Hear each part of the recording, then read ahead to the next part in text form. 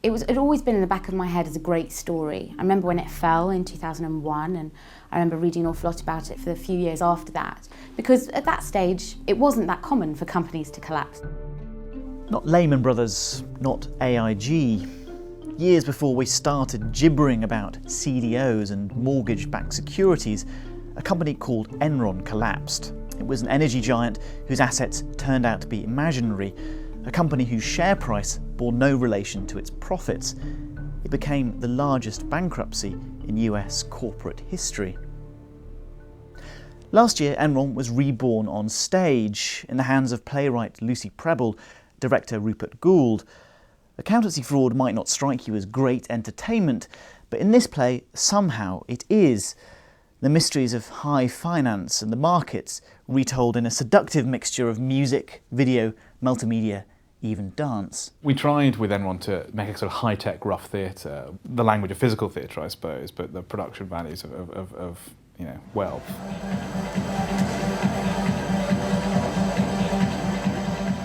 We had a very important afternoon during rehearsals when we went to the London Metals Exchange. 4.5 minutes of somnambulance, followed by 30 seconds of furious activity, with people's bodies extending in incredibly sort of intense and intended lines. It's sort of beautiful, although to what purpose? As well as being bravura physical theatre, the play is a kind of morality fable.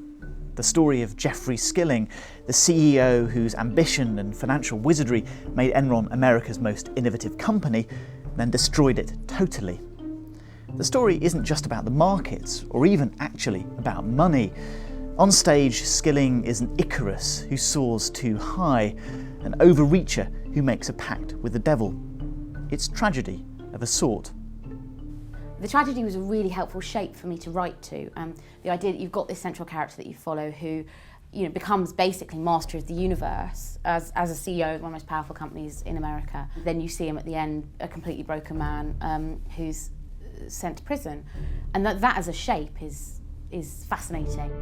Above all, Enron the play is about faith, about the need to believe. Because as soon as you stop believing in yourself or in the company, the markets stop believing in you. As Groucho Marx says, to succeed in business you need honesty and fair dealing. If you can fake those, you've got it made. All our humanity is here. There's greed, there's fear, joy, faith, hope, and the greatest of these is money.